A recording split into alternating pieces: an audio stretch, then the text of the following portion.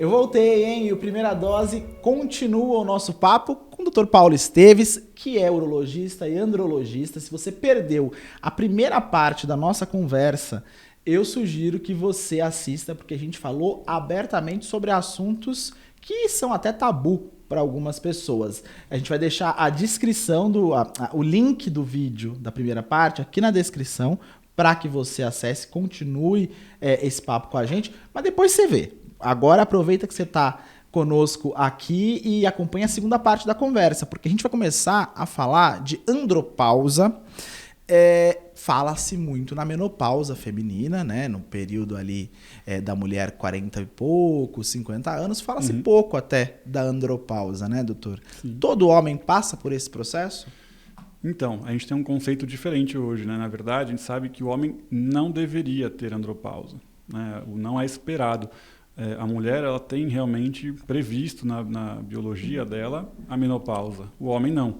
E a gente vê homens extremamente saudáveis que chegam aos 80 anos, 90 anos com níveis normais de testosterona, ou seja, não apresentam uma queda, que seria essa andropausa, não tem sintomas de andropausa. Mas, por outro lado, a gente vê muitos homens que apresentam, sim, na andropausa ou a falta de testosterona, e já com, às vezes, antes dos 40 anos, 40, 30 e até 50, 60 anos. O que pode, então, gerar andropausa nos homens que apresentam sintomas? Então, um dos fatores que são assim, mais identificáveis, que a gente consegue reconhecer, é obesidade e diabetes. São dois fatores aí mais comuns nos homens que têm essa andropausa ou que têm uma queda de testosterona muito acentuada, muito rápida, muito antes do que normalmente se vê na população. Doutor, acredita naqueles parâmetros de exames laboratoriais para testosterona? Então, se eu faço meu exame e apareceu que está ali dentro do limite e acima do mínimo, está tudo certo? Não. Infelizmente, assim, os laboratórios usam umas tabelas muito desatualizadas, né? As próprias sociedades médicas de urologia e de endocrinologia já não utilizam aqueles valores. A gente usa valores, vamos supor, de 300, 350, algumas sociedades até 400 de valor mínimo de testosterona. Mas tem um grande detalhe que as sociedades avisam.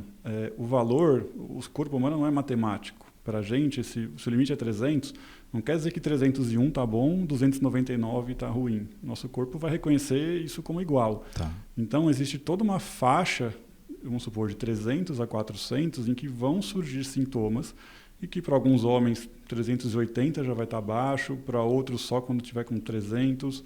Vai variar de pessoa para pessoa, mas nessa faixa inferior podem surgir os sintomas de falta de testosterona, os sintomas de andropausa, como a gente fala popularmente.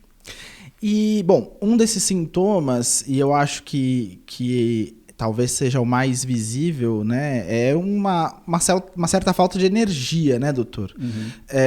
Que a gente às vezes pode confundir com uma série de outras coisas. Tô cansado, dormi mal, a minha vida tá muito corrida. Esse é de fato um sintoma, e quais outros que a gente precisa observar para não confundir com outra condição qualquer? Então, a gente tem sintomas gerais, físicos, né, de saúde, tem os sintomas sexuais, né, falta de libido, falta de ereção. Esses sintomas gerais, por exemplo, cansaço, falta de motivação, sonolência, enfim, eles são muito assim, inespecíficos. Outras doenças, outros problemas de saúde, próprio estresse pode levar a isso também. Então, a gente não pode considerar sempre que um homem cansado deve estar com um problema de falta de testosterona, com uma andropausa. Mas quando você começa a juntar uma falta de libido, um cansaço, o homem está desmotivado, aí ele começa a ter ondas de calor, ele repara que ele está perdendo os pelos do corpo, das pernas, dos braços, tem menos pelos, está com um problema no sono. Tá com Perda insônia. de cabelo também?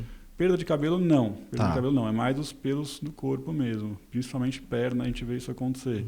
Aquelas ondas de calor, né, como se fosse o fogacho, né, que a mulher tem também na menopausa. E até problema de memória pode afetar, né, por baixa testosterona. As mulheres têm muito na menopausa, Sim. Né? Aí quando você junta tudo isso e ainda tem valores baixos nos exames, a gente chega nessa suspeita de andropausa. Então, pelo que o doutor está falando, a andropausa, ela pode acontecer até em homens mais jovens, se a gente tiver esse cenário, né? Não necessariamente está ligado ao homem mais velho, como é o caso da mulher.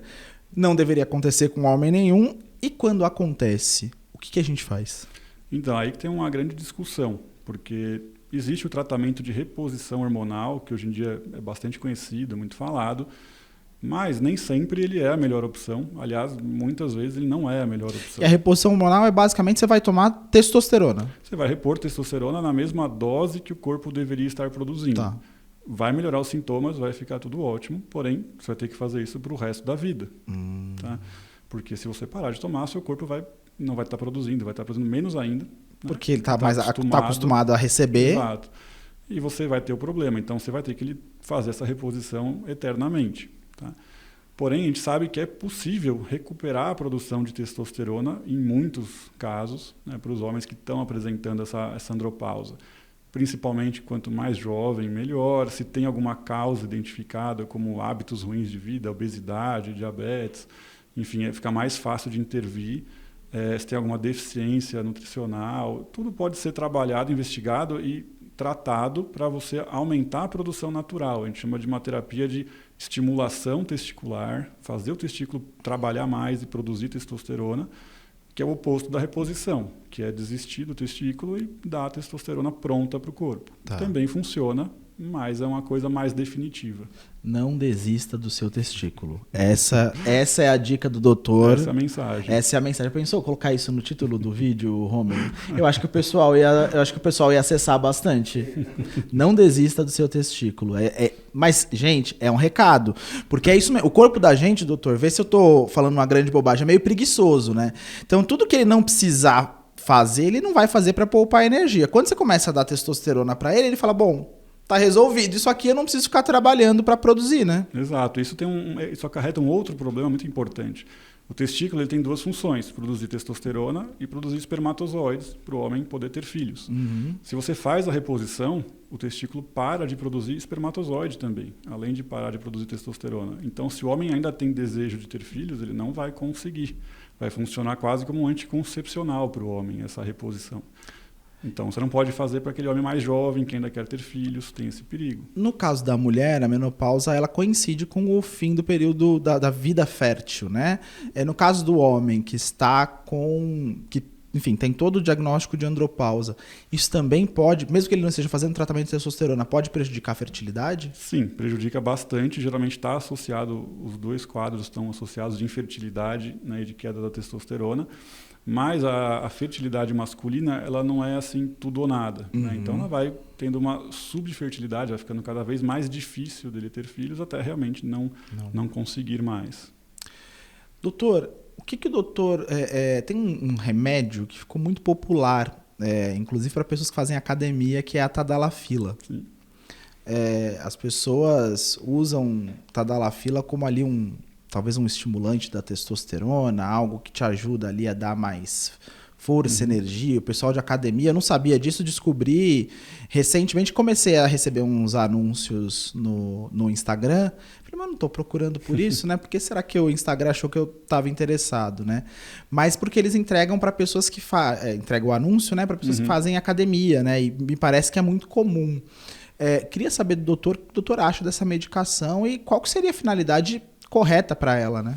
É importante a gente chamar a atenção que tadalafila é um medicamento, né? Exatamente da mesma família que o Viagra, e que muitas vezes a gente vê sendo comercializado como se fosse uma vitamina, um suplemento, uma coisa para academia. Não é bem assim. Agora, começaram a utilizar a tadalafila para outras finalidades que não a atividade sexual, por ela ser um vasodilatador, aumentar ali o fluxo sanguíneo para o músculo, possivelmente, e causando talvez uma maior aporte sanguíneo, uma melhor vascularização do músculo, tendo um melhor resultado na academia. Isso nem tem tanta comprovação de eficácia, mas segue o mesmo raciocínio de alguns suplementos pré-treinos aí que eles usam, que são vasodilatadores, né? Porém, é um medicamento para ereção. E se você está tomando e você não tem um problema de ereção, você acostuma o seu corpo com aquela facilidade do remédio. Fica fácil ter uma ereção, manter uma ereção. E a hora que você parar de tomar o remédio, seu corpo vai estranhar, era tão fácil antes. Então, isso pode gerar problemas. O homem usar durante um longo tempo e quando para de utilizar, percebe que a ereção fica ruim, porque ele estava muito acostumado com o remédio. Tem algum outro risco, por exemplo, para a saúde cardiovascular, eu ficar usando vasodilatador o tempo todo? O remédio em si ele é seguro, né? As doses que são comercializadas, né, oficialmente são seguras. O grande perigo é porque ele não pode ser tomado junto com outras medicações para o coração que são à base de nitratos. Né? Então, se o homem já toma algum remédio que contém nitrato para o coração, vai ocorrer uma interação que é perigosa. Né? Fora isso, o remédio em si ele tem efeitos colaterais até leves, pode dar um pouco de dor de cabeça, pode deixar um rubor facial, né, o rosto vermelho, congestão nasal, uma dor muscular nas costas, nas pernas, mas não chega a ser um risco. Tá? O risco é mais dessa interação com os medicamentos. Tá. O que o doutor acha da maca peruana? A maca peruana, assim como outros fitoterápicos, outras ervas, né, eles têm uma comprovação de melhora da libido, de melhora do desejo sexual, porém, isso ainda é um pouco subjetivo. A gente não sabe se é exatamente porque aumenta a produção de testosterona em si, ou se é apenas um efeito afrodisíaco, digamos, um efeito que aumenta realmente o desejo, que às vezes não vê melhora nenhuma na testosterona, mas o paciente refere uma melhora no desejo. Então, acho que é interessante, mas ela não pode substituir o tratamento de uma falta de testosterona. Se o valor estiver baixo, tem que normalizar a testosterona primeiro, e aí, se for o caso, usa a maca junto para melhorar o desejo sexual. Considerando que o paciente não vai fazer a reposição hormonal, quais são os outros caminhos? O doutor falou que uma das causas pode ser a obesidade. Então, imagino que combater essa obesidade também é um caminho, combater o diabetes, né? Sim.